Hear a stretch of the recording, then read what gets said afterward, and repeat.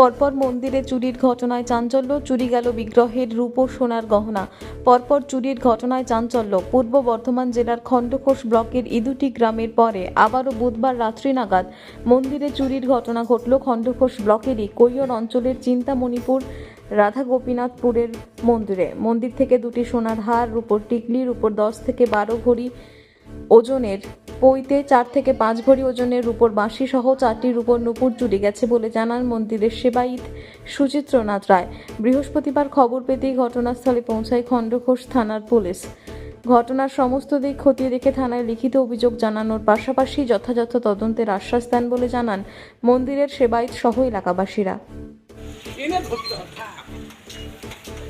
কুকুর এনে ধরুন, গলাটা দিয়ে খপ করে যেন টিপে ধরে।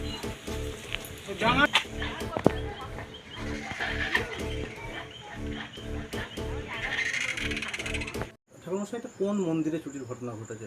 এটা হচ্ছে চিন্তামণিপুর রাধা গোপীনাথের মন্দির। আর কি ঘটনা ঘটেছে এখানে? ঘটনা ঘটেছে গতকাল রাত্রে কিছু দুষ্কৃতী, আমার অনুমান, এসে এই মন্দিরে আমাদের বিগ্রহের যে গোপীনাথের একটি হার, রাধারানীর একটি হার, রাধারানীর রূপোর টিকলি, গোপীনাথের রূপোর 10 থেকে 12 ভরির উপরে একটি ওজনের পইতে, 4টি নূপুর এবং 4-5 ভরির উপরে রূপোর বাঁশি, এইগুলি রাত্রের মধ্যে চলে যায়।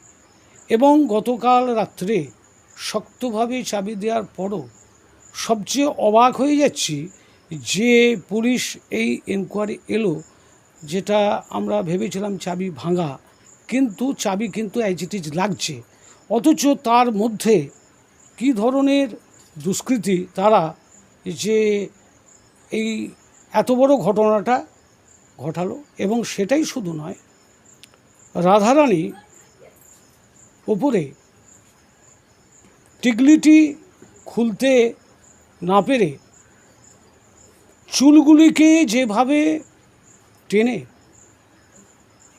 যেভাবে করা হয়েছে এবং হাতের বালা খুলতে যেয়ে রাধারানীর, আমার তো দারু বিগ্রহ, সেই দারু পর্যন্ত ঘষা গেছে। আমার মনে হয়েছে রাধারানী রক্তাক্ত। কিভাবে জানতে পারলেন যে চুরির ঘটনা ঘটেছে? সকালে আমি নিত্য বাল্যভোগ দিই, যখন 5:30 বাজে তখন আমি মন্দিরে ঢুকেছি। মন্দিরে ঢুকে দেখছি রাধারানীর চুল উস্কো খুস্কো, বাঁশি তো খুলে রেখে শোয়ানো হয়, বাঁশির মানে খোঁজ করাতে আমি দেখছি বাঁশি নেই। তারপরে দেখছি সোনার হার নেই, একটা অলংকার যা ছিল একটাও নেই। গতকাল রাত্রে মন্দির কখন বন্ধ করেছিলেন? সন্ধ্যে 7:10। তারপরে কি বা আর কাউকে এদিকে ঘোরাফেরা করতে দেখেছেন? সন্দেহ হচ্ছে এমন কোনো ব্যক্তি? কালকে বিশেষ করে আমি একটু বাইরে কাজে গিয়েছিলাম, আমি এসেছি রাত্রি 8টায় নিয়ে। তারপরে যখন সকাল হয় আমি মন্দিরে যা আসার নিয়ম সেইভাবে এসেছি। এসে এই অবস্থা আমি বিগ্রহের দেখেছি।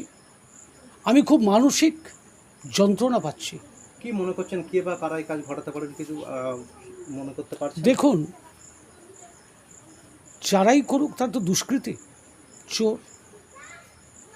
তা এখন অনুমানের ওপরে তো সবটা বলা যায় না। আমরা চাই উপযুক্ত চোরকে ধরে তার শাস্তি। পুলিশ এসেছিল? পুলিশ ইনকোয়ারি করে গেল।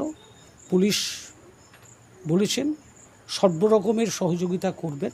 থানায় একটি লিখিত কমপ্লেন দিতে হবে, তারপরে ওনাদের যা করণীয় ওনারা যথাযথভাবে চেষ্টা করবেন। আপনার নাম আর পরিচয়? নাম হচ্ছে সুচিত্রনাথ রায়। আপনি এই মন্দিরে পুরোহিত। আমি এই মন্দিরের পুরোহিত।